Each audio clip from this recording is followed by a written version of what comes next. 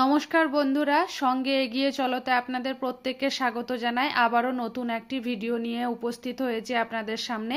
তো চলুন বেশি কথা না বাড়িয়ে আজকের আলোচ্য বিষয়ে প্রবেশ করা যাক। বর্তমানে মাইক্রো লেসন প্ল্যানের মধ্যে ক্লাস 3 থেকে বাংলা সাবজেক্টের ওপর ফুল নামক একটি যে সুখলতা রাওয়ের ফুল নামক যে গল্পটি রয়েছে, সেই গল্পের ওপর ভিত্তি করে মাইক্রো লেসন প্ল্যানটি আজকের উপস্থাপন করা হয়েছে। তো চলুন এই বিষয়টি সুন্দরভাবে আলোচনা করা যাক। মাইক্রো লেসন প্ল্যানে আমরা প্রত্যেকে জানি যে মাইক্রো লেসন প্ল্যানের ক্ষেত্রে লেসন প্ল্যান তৈরিতে বাম দিকে আমাদের শ্রেণী, বিষয়, একক এবং পটুত্ব থাকে, ডান দিকে থাকে তার কম্পোনেন্টগুলো। অর্থাৎ আমাদের লেসন প্ল্যান করতে গিয়ে যে স্কিলগুলো রয়েছে সেই স্কিলের 5টি স্কিলের 4টি করে কম্পোনেন্ট থাকে। তার মধ্যে সমন্বয় সাধন দক্ষতার যে 4টি কম্পোনেন্ট তা হলো শিক্ষার্থীর দ্বারা দৃষ্টান্ত গ্রহণ, শিক্ষার্থীর দ্বারা যথাযথ উদাহরণ, অন্য বিষয়ের সঙ্গে সমন্বয়করণ এবং সাধারণীকরণ। এর মধ্যে কম্পোনেন্টগুলো আপনাদের একটু সংক্ষিপ্ত বিশ্লেষণ করে শোনাই।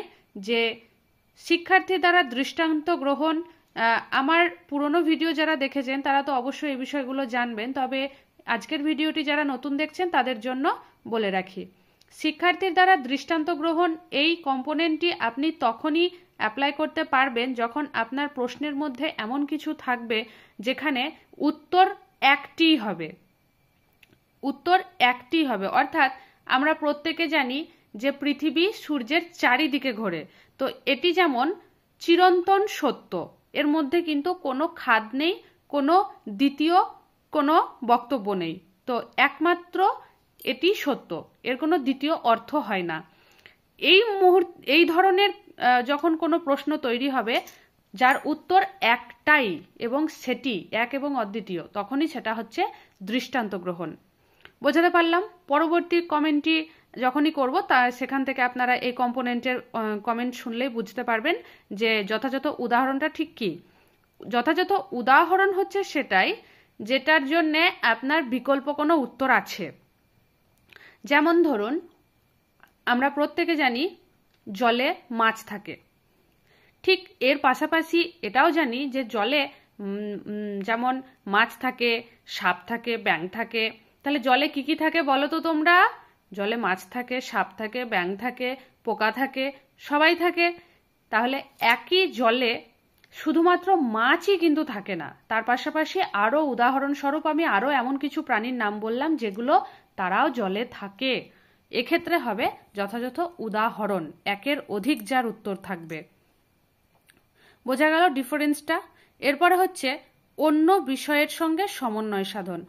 অন্য বিষয় অর্থাৎ আপনি আপনার উল্লেখিত টপিকের মধ্যে এমন কিছু কোয়েশ্চেন করলেন বা এমন একটা সিচুয়েশন ক্রিয়েট করলেন যেখানে অন্য বিষয়ের সঙ্গে একটা সম্পর্ক খুঁজে পাওয়া যাচ্ছে।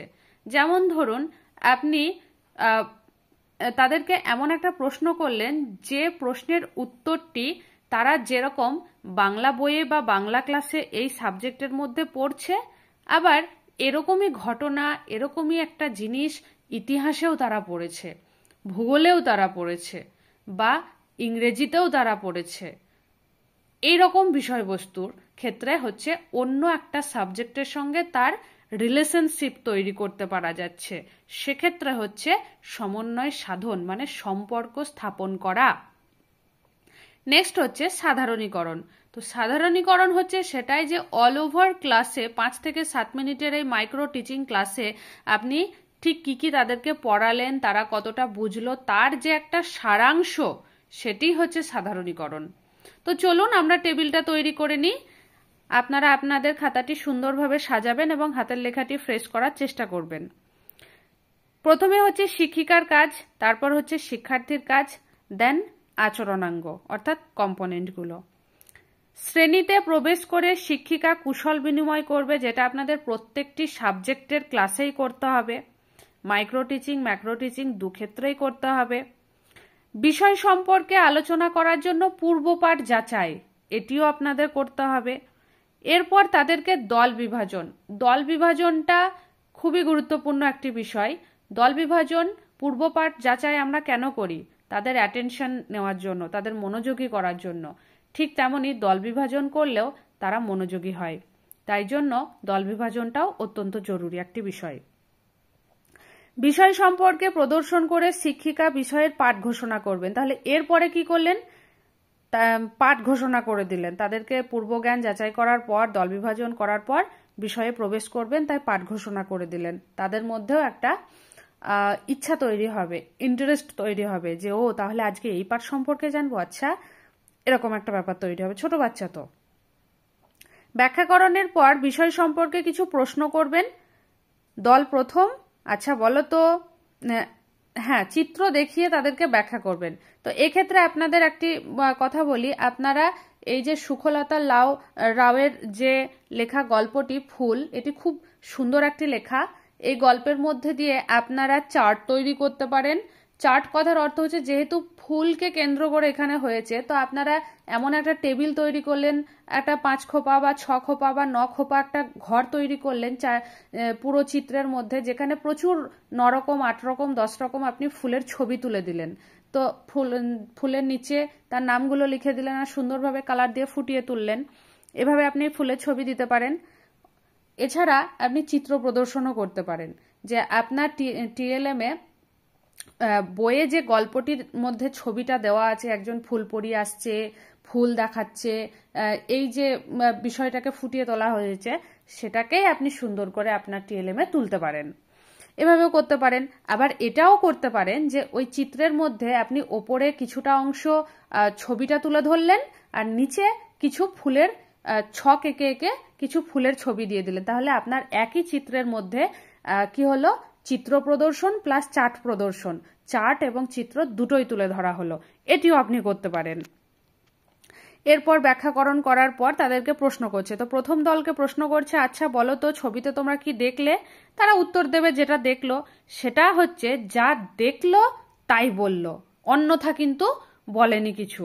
সুতরাং এক্ষেত্রে হবে দৃষ্টান্ত গ্রহণ, মানে যে দৃষ্টান্ত তাদের চোখের সামনে ফুটে উঠেছে বা দেখানো হয়েছে, তারা সেই দৃষ্টান্তের বর্ণনা দিয়েছে। বোঝাতে পারলাম? এরপর শিক্ষিকা আবার কি করছেন? দ্বিতীয় দলকে প্রশ্ন করছেন যে পৃথিবীর পাতা ভরা বাগানে কারা নেমে এলো বলো তো। একটু আগেই তারা গল্পটা পড়েছে, তাদেরকে আপনি জোরে জোরে সরব পাঠ করে শুনিয়েছেন, তারা বইয়ের সাথে সেটা মিলিয়ে পড়েছে, তো তারা বিষয়টি জানে। গল্পটি আপনি তো ব্যাখ্যা বিশ্লেষণ করেছেন, তো তারা উত্তর দেবে যে ফুলপরীরা নেমে এলো। তখন কি হচ্ছে? যথাযথ উদাহরণ, মানে আপনি যেটা জিজ্ঞেস করেছেন তার উদাহরণ তারা দিয়েছে, উদাহরণস্বরূপ উত্তর দিতে পেরেছে। তারপরে হচ্ছে যে আমি জাদু ছড়িয়ে দিয়ে যে লাইনটি আছে সেই লাইনটি তুলে ধরে বলছে যে এখানে জাদু শব্দের ইংরেজি প্রতিশব্দটি বলো তো। তারা বলছে ম্যাজিক। তখন কি হচ্ছে? অন্য সাবজেক্টের সঙ্গে একটা সম্পর্ক স্থাপন হলো, অর্থাৎ ইংরেজি শব্দের সঙ্গে একটা সম্পর্ক স্থাপন হলো। মানে ইংরেজির যে ম্যাজিক, সেটা যেমন ইংরেজি সাবজেক্টে তারা পড়েছে, ঠিক আজকের এই বাংলা সাবজেক্টেও কিন্তু ম্যাজিকের প্রতিশব্দ, বাংলা প্রতিশব্দ জাদু, সেটাও পড়েছে। তাহলে তার বাংলার সঙ্গে ইংরেজির একটা সম্পর্ক তৈরি হলো। তারপর দ্বিতীয় দলকে আবার প্রশ্ন করছে, গল্পের নাম ফুল, এর ফুলের যে ইংরেজি বানানটি তোমরা বোর্ডে এসে লেখো তো। তো দ্বিতীয় দলের মধ্যে কেউ একজন উঠে এসে বোর্ড ওয়ার্ক করে দিল। সেক্ষেত্রে কি হচ্ছে? এক্ষেত্রেও অন্যান্য বিষয়ের সঙ্গে সম্পর্ক স্থাপন হচ্ছে। এরপর যেটা আপনাদের বললাম যে সাধারণীকরণ হবে, সেটাই যে পুরো ক্লাসের মধ্যে 5 থেকে 7 মিনিটের এই ছোট্ট ক্লাসের মধ্যে ছোট বাচ্চারা কি কি শিখলো আপনার থেকে বা এই টপিকটার থেকে, ফুল নামক টপিক থেকে, সেই অল ওভার তারা উত্তরটি দেওয়ার চেষ্টা করবে। সেক্ষেত্রে হচ্ছে সাধারণীকরণ। তো আশা করি ভিডিওটি আপনাদের হেল্পফুল হচ্ছে। এই ভিডিওগুলো আপনাদের বলার জন্য, আপনাদের প্রত্যেককে রেকমেন্ড করার জন্য আপনাদের প্রত্যেককে অসংখ্য ধন্যবাদ।